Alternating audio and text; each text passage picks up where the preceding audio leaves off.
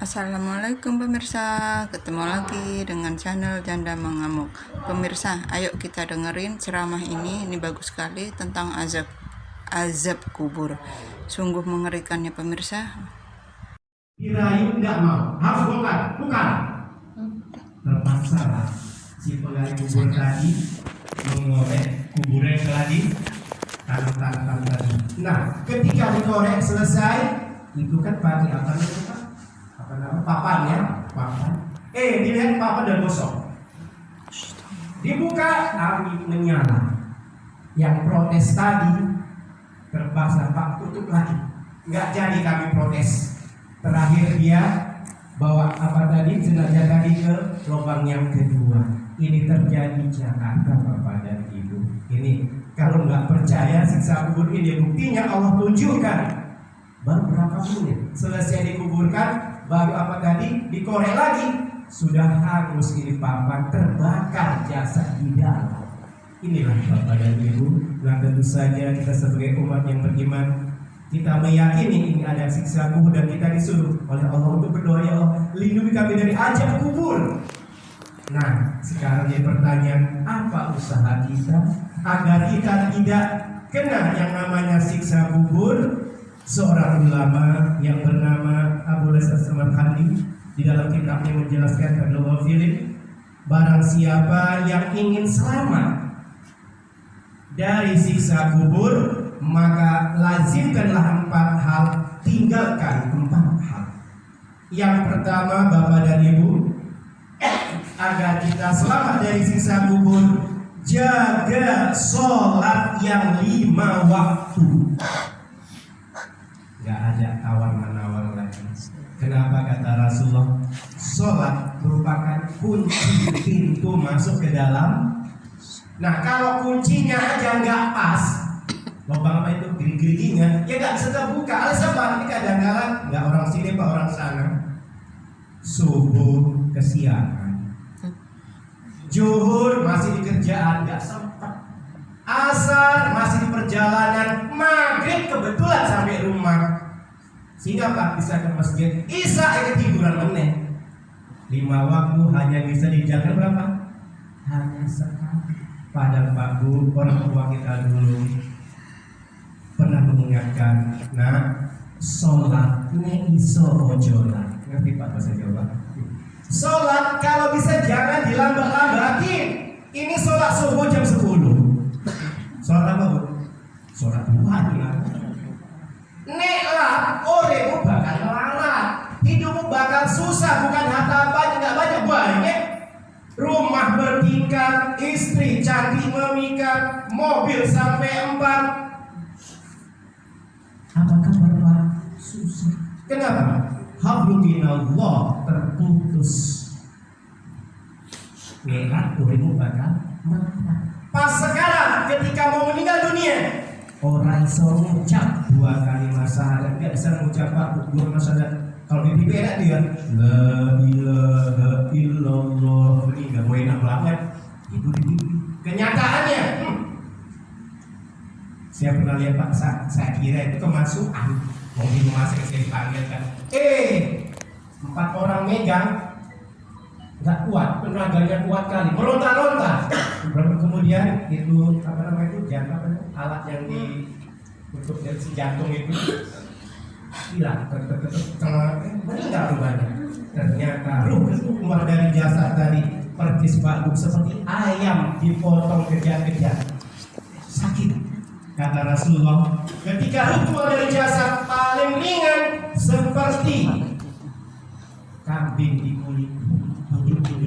Ini Pak dokternya buku panjang, coba aja tes gitu, pakai tang cabut, sakit apa enggak? Itu seringan-ringannya ruh keluar dari jasad, kata Rasulullah. Makanya Pak Bu, mari kalau kita ingin selamat di alam barzakh, tolong jangan tinggalkan yang namanya sholat 5 waktu, nggak ada kawan-kawan.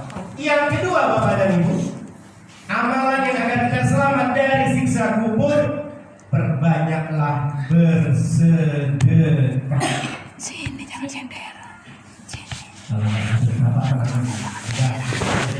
Apa kata Rasulullah? La yadkhulul bakhilun. Tidak akan masuk surga orang yang kikir, orang yang pelit. Makanya Bapak mari, jangan nanya Ustaz, yang orang kaya saya bersedekah. Tidak Bapak dan apa kata Rasulullah? Bersedekahlah kalian, lindungilah diri kalian dari jilatan api neraka, walaupun dengan seteguk air dan sebutir kurma. Kurma satu berapa harganya?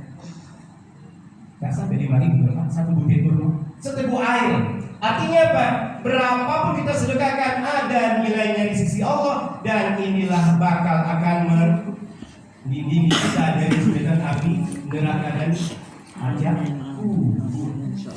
Makanya Pak Bro, rezeki yang diberi oleh Allah jangan dihabiskan di dunia, tapi bersedekahlah sesuai dengan kemampuan kita dan usahanya. Nah, almarhum bantu, niatkan kita bersedekah karena untuk pahala tadi membantu, karena mengatakan bantulah.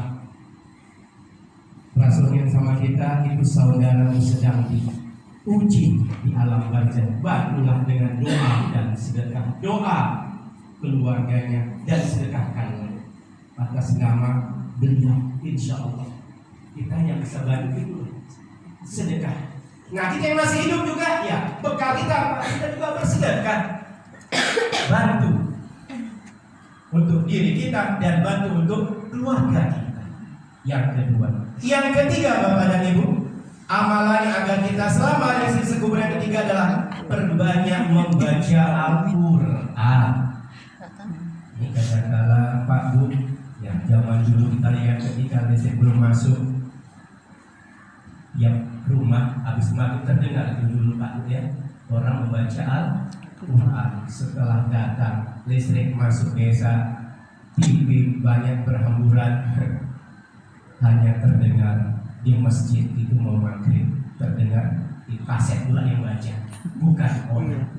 Padahal kita disuruh bacalah Al-Quran. Jangan baca di kala kepepet, apa ketika ditimpa musibah baru baca. Yang kedua ketika bulan Ramadan setahun sekali. Padahal babu Al-Quran ini kata Rasulullah, bacalah Al-Quran. Kenapa? Kalau nilai pahalanya, Masya Allah. Apa kata Rasulullah? Barang siapa yang membaca Quran di dalam sholatnya berdiri, satu huruf nilainya 100 kebaikan. Siapa yang membaca Al-Quran di dalam sholatnya duduk nggak bisa berdiri, satu huruf nilainya 10. Barang siapa yang baca Al-Quran di luar sholat, satu huruf nilainya 10. Dan yang mendengarkan orang yang membaca Quran, satu huruf nilainya 1 kebaikan. Alangkah indahnya banyak nilai kebaikan yang kita peroleh jika kita mau membaca Al-Quran. Dan khusus untuk di alam barzah kata Rasulullah, perbanyaklah membaca surat Mulk kata Rasulullah. Surat Mulk itu di awal juz 29. Tidak lama, paling lama 10 menit ya. Lazimkan kata Rasulullah, itulah sebagai dinding kita, benteng kita, backing kita dari sisa kubur kata Rasul. Dan yang keempat, perbanyaklah membaca tasbih subhanallah walhamdulillah wala ilaha illallah wallahu akbar. Ibu-ibu sambil nyuci baca, jangan main Facebookan, terakhir berantem itu, chatting-chattingan, tapi bacalah subhanallah walhamdulillah sambil nyuci piring ya.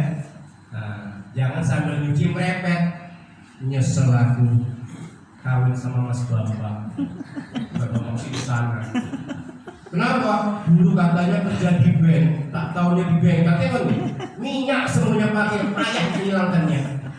Sambil merecek, nggak ada nilainya Bu, tapi subhanallah walhamdulillah ada nilainya. Apa kata kalau ini baca ditimbang lebih berat lagi daripada yang ada di muka bumi ini.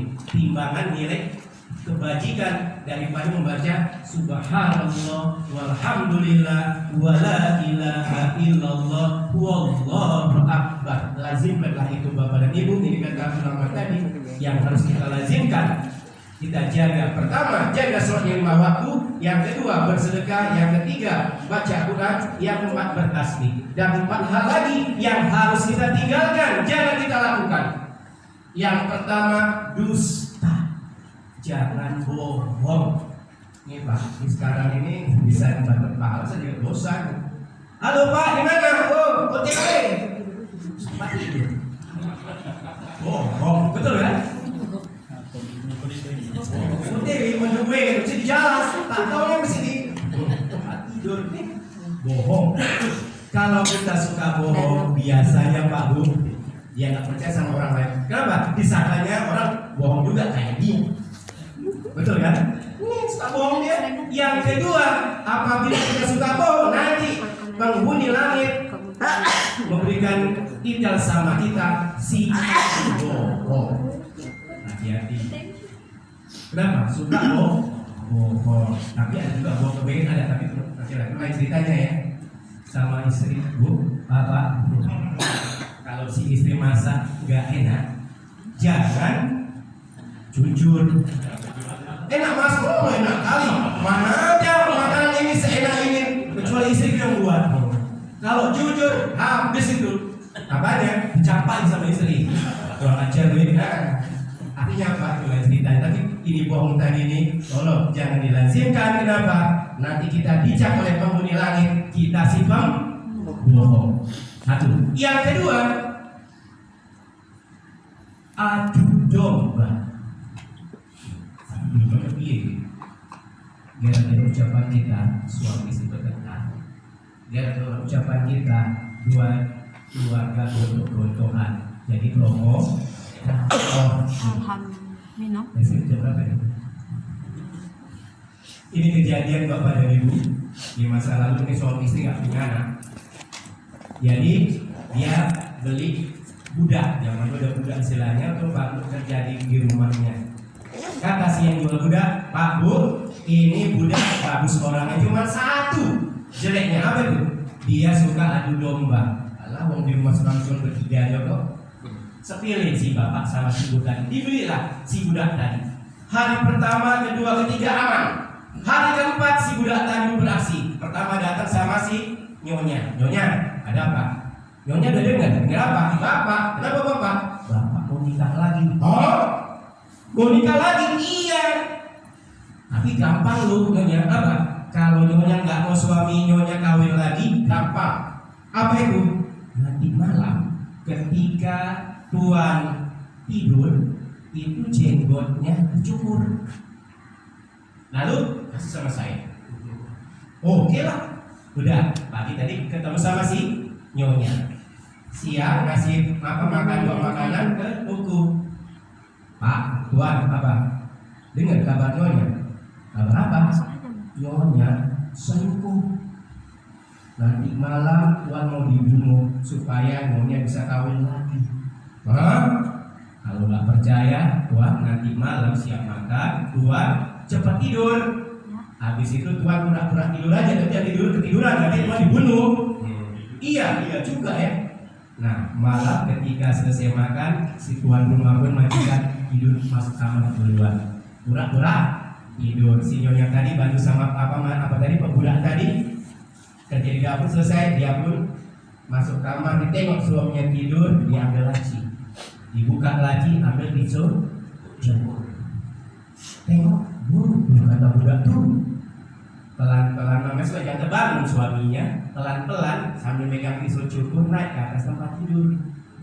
Ketika dia si istrinya mau mencukur jenggotnya, ditariklah si pisau cukur tadi, diambil, dibunuhlah bininya, mati di tempat. Besok pagi geger. Terakhir keluarga si istri nggak terima, si suami pun dibunuh. Terakhir dua keluarga saling membunuh gara-gara adu domba si budak tadi. Tinggalkan adu domba. Yang ketiga khianat. Apa yang khianat? Tidak amanah. Tolong bapak-bapak yang pedagang.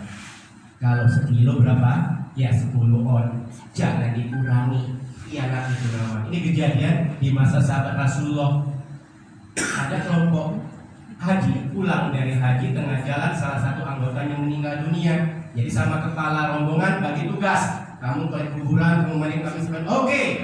Yang bingung ya kuburan. Kenapa? Setiap tanah yang digali udah dalam muncul ular. Gali tanah lagi. Muncul sampai 3 lubang muncul ular. Terakhir bingung lapor sama Ibnu Abbas, Tuan, ini anggotaku meninggal dunia, setiap kami korek tanah muncul ular. Apa kata Ibnu Abbas? Tuan, di bumi manapun kalian korek akan muncul ular. Kenapa? Itu amal perbuatannya. Jadi tanam saja. Setelah ditanam, pulang mereka sambil kampung, ngomong sama istrinya, Bu, ini barang-barang suami ibu meninggal di perjalanan. Cuman apa sih kerjaan bapak? Ceritalah si ibu tadi, terserah bapak, suamiku itu pedagang. Kalau kita pedagang beras lah istilahnya. Nah, kalau mau berangkat jualan itu bodinya itu dibuka, diambillah gandum tadi untuk makan kandung. Nah, supaya berat sama timbangannya, dimasukkanlah batang jerami gandum tadi supaya berat sama beratnya tadi. Itulah pekerjaannya. Dikurangi ukuran timbangan tadi. Ini khianat di alam barzakh. Yang terakhir, supaya kita jangan kena siksa kubur, jaga istidak kita. Jangan teledor, Pak. Ini pernah kejadian sahabat sama Rasulullah melewati kuburan. Di tengah-tengah kuburan Rasulullah berhenti. Dia bingung, sahabat, Rasulullah kok berhenti pula di kuburan? Apa kata Rasulullah? Wahai sahabat, aku mendengar orang yang di dalam kuburan ini disiksa. Mereka disiksa bukan karena dosa besar, tapi 2 hal. Pertama, kencing yang gak beres tinjaknya. Yang kedua, selalu membantah, menyakiti hati suaminya. Jadi Bapak dan Ibu, ini 4 hal yang lazim yang harus kita jaga, kita pelihara. 4 hal yang harus kita tinggalkan. Yang kita tinggalkan adalah apa? Dusta, khianat, adu domba, dan istidak ceroboh. Pemirsa, tadi kita sudah sama-sama dengarkan ceramah ini. Mudah-mudahan ini menjadi pengingat kita bahwa hidup tidak hanya di dunia, dan kita akan hidup lagi di alam sana. Nah, pemirsa, apa yang namanya azab kubur itu, pemirsa, itu sungguh mengerikan. Mudah-mudahan setelah mendengar ceramah ini kita bisa lebih mendekatkan diri kepada Allah Subhanahu wa Ta'ala. Dengan ada tadi yang 4 yang harus dikerjakan dan 4 yang harus ditinggalkan, marilah semoga kita sama-sama belajar untuk melaksanakan itu. Dan azab yang disampaikan Ustadz yang papannya terbakar, di jenazahnya di kubur, lalu papannya terbakar, itu memang keajaiban Allah. Mudah-mudahan kita tidak akan seperti itu dengan apa yang sudah kita lakukan. Semoga Allah mengampuni dosa-dosa kita, amin. Sekian pemirsa, assalamualaikum, sehat-sehat ya pemirsa.